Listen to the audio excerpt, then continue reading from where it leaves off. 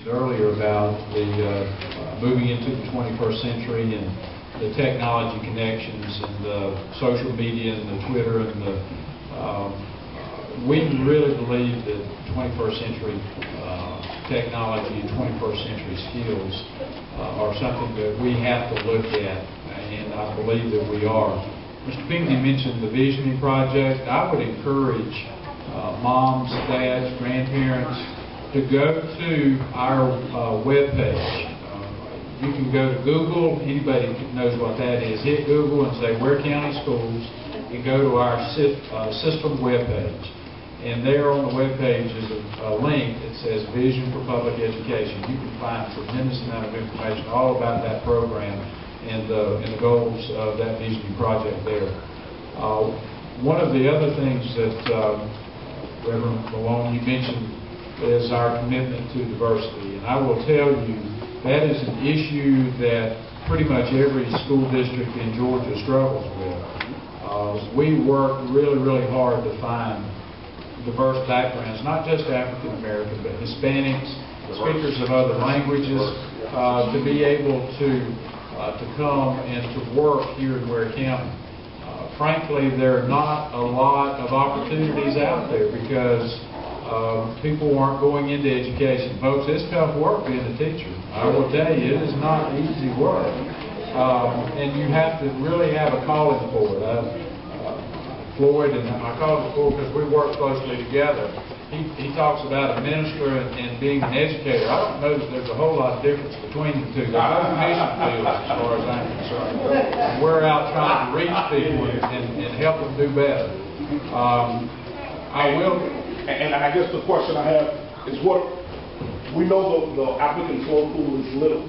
What can we do to help steer people in the field of education? And if we steer them in the field of education and they go and get a job, are we committed locally to hiring? Absolutely. That if you go, and again, I've asked you to reference the system goals and objectives, and if you look there, you will find that one of our objectives is to recruit and retain high-quality staff with particular emphasis on minorities, and that's a plus for us. I will mention this, and I've told you about our valedictorian and salutatorian. Their parents, the Sharps, were actually recruited. I recruited them. And their daughter came. She's a valedictorian.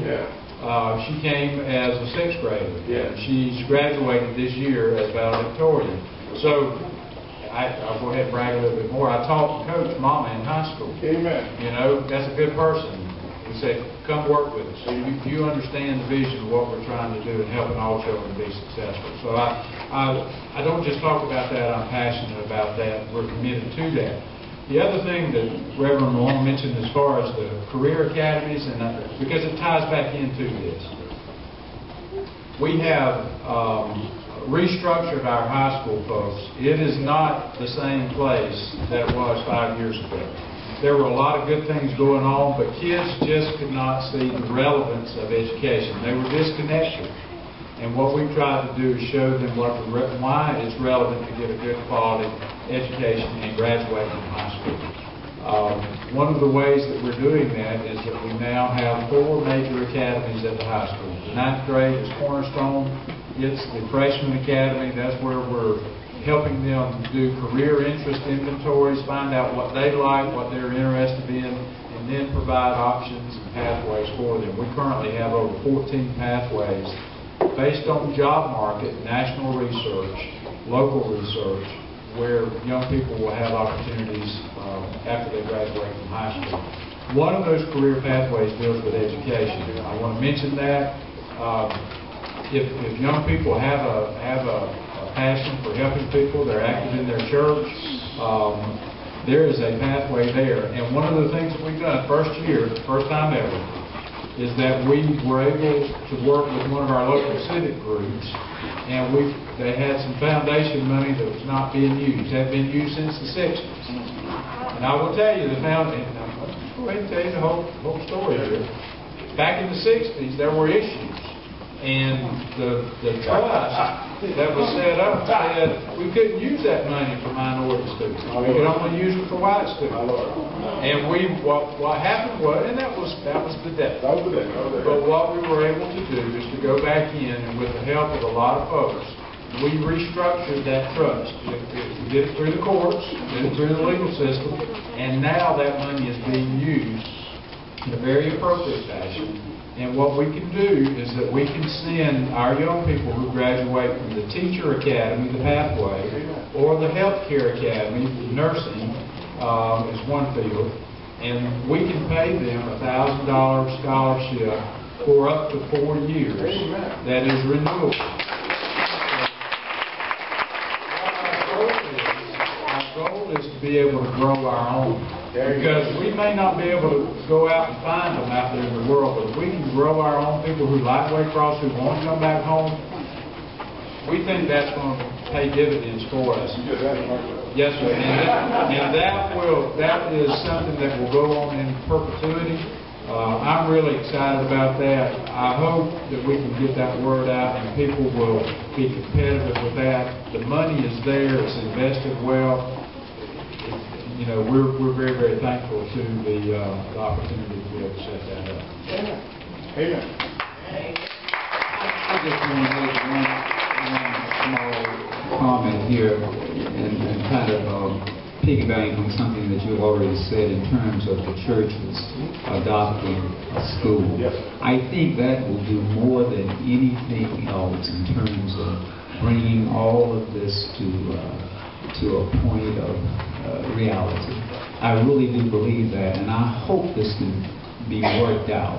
I believe our schools will be receptive to it. I do know that, especially the elementary schools, I think they need that.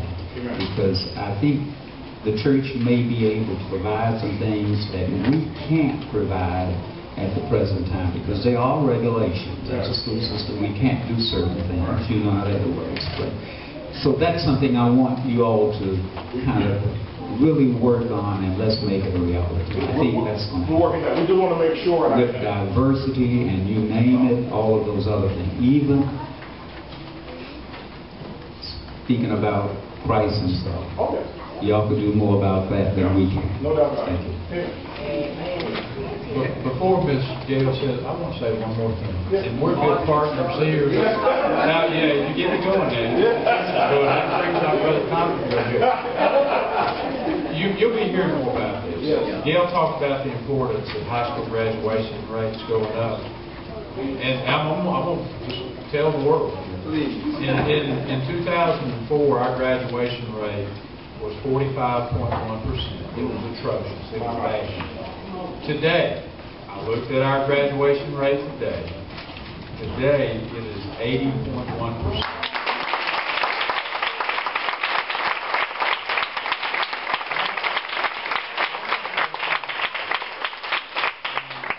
That's not where we want to stop. But I'll tell you what, folks, things are different. So if you've heard about bad stuff, come up and give us another check out. Partner with us. Sometimes there's more bad stuff that carries than good stuff.